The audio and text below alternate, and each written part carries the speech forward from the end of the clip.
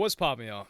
Travis Scott is back, coming with Utopia, something that he's been teasing, hell, since Rodeo, like 2015.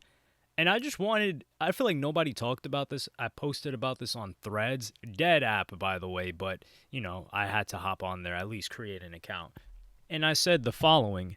Man, I should have said this on Twitter right now. You know what? I'm going to throw it up on Twitter. Nobody's on Threads anyway. I said, Travis Scott's team having him debut Utopia at the pyramids of Giza in Egypt after the last incident of a bunch of people dying at Astroworld is just fueling conspiracy theories. And I was a bit polite about this, but I don't know if they did this intentionally. Obviously, they wanted him to perform at the pyramids intentionally. That's not no accident. But I don't know if they were thinking about this because it fuels more controversy for the album release.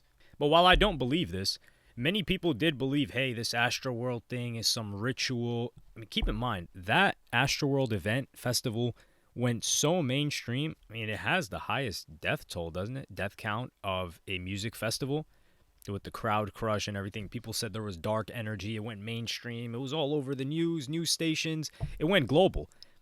And so when something goes global like that, it starts to fuel conspiracy theories. I'm laughing at the conspiracy theories, not the people dying. Obviously, that wasn't funny. So people start to say, oh, this is a sacrifice. This is a mass sacrifice so he could get to the next level. He was having all of these successful deals with all of these brands. And then now he did this. He fell back for a while, at least a year and a half. I would say at least 9 months before he decided to start temperature checking. Dipping his toe in the water in the pool, seeing if it was cold or not before he just dove in. And honestly, he didn't even dive in. He just went to the ladder and slowly, step by step by step, slowly descending into the pool with maybe like splashing his hands at the end. That's what's going to be the pyramid thing.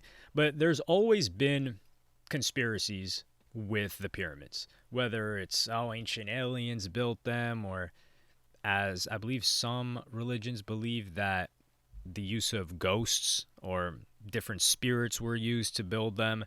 A bunch of different conspiracy theories, or theories just in general.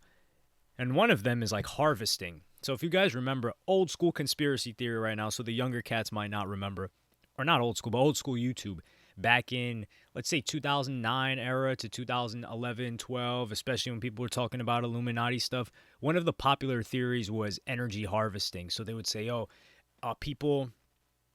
music artists that make you chant their music or make you sing along their music, they're harvesting your energy and it turns into like a dome form, and a pyramid is the way you harvest the most energy, and they use that energy for whatever purpose, I don't know.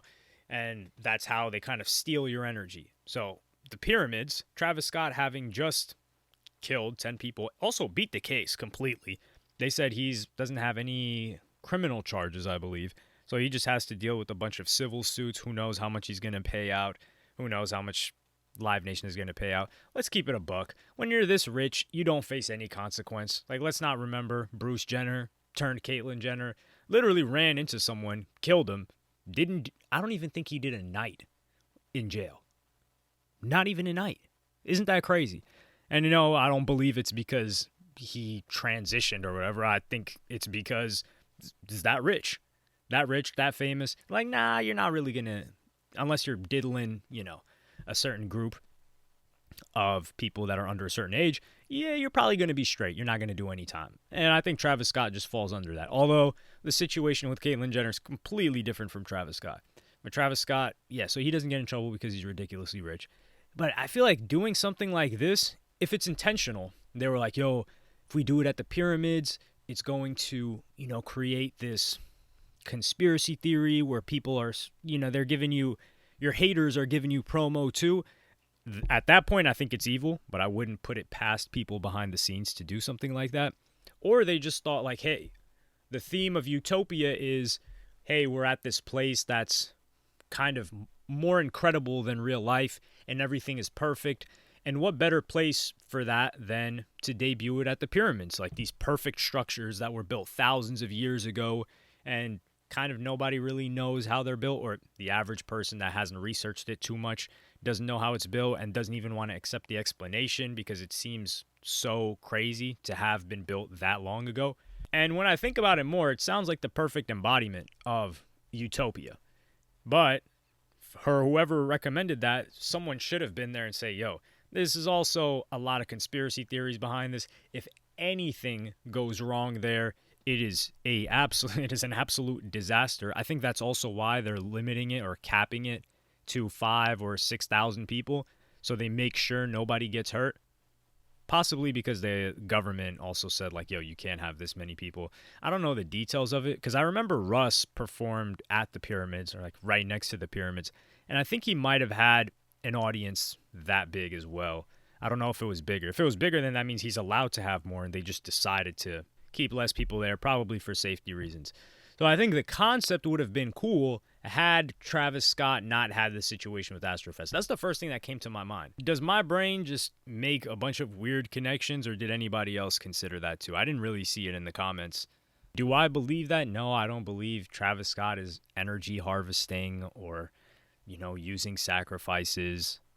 I do believe Travis Scott trampled over and stepped on, no pun intended, a lot of people on his way to the top. That I do believe. There's so much overwhelming evidence to suggest that. But for him to actually want to harm people, especially his fans, I don't think that was his intention. Although, like I've always said, there is some responsibility on his shoulders for fostering a culture that encourages certain behavior that can allow people to put themselves in harm's way. There is a trance-like state that a lot of people that are enamored with musicians and their music go into when they're at a concert and around a lot of other people and under intoxicants of whatever kind and in a dehydrated state. A bunch of different things add up, and they can do something that they would have never done earlier that day. As it goes for me, this is probably the only album, other than maybe a Ye album if it drops this year, that I'm actually anticipating or somewhat excited for. Travis Scott always knows how to deliver, except I felt like Birds in the Trap Sing McKnight was kind of mid. Huncho Jack, garbage, most forgettable thing ever. I remember people were trying to fight me about it when I first talked about it and said, yo, this is whack. And they were like, nah, bro, this is hard. This is... When you think of Travis Scott's discography, you don't even think of that album. Well, let's be real here. Astroworld was a great album, phenomenal. Visuals and everything, he had a smash hit with it, which I didn't even... It's not that I didn't like Sicko Mode. I thought Sicko Mode was a great song. But there are a ton of great songs on that whole album. So I am really interested in seeing how this rolls out, especially the tour for it. Me going to the actual tour, I don't think there's like a likelihood of it.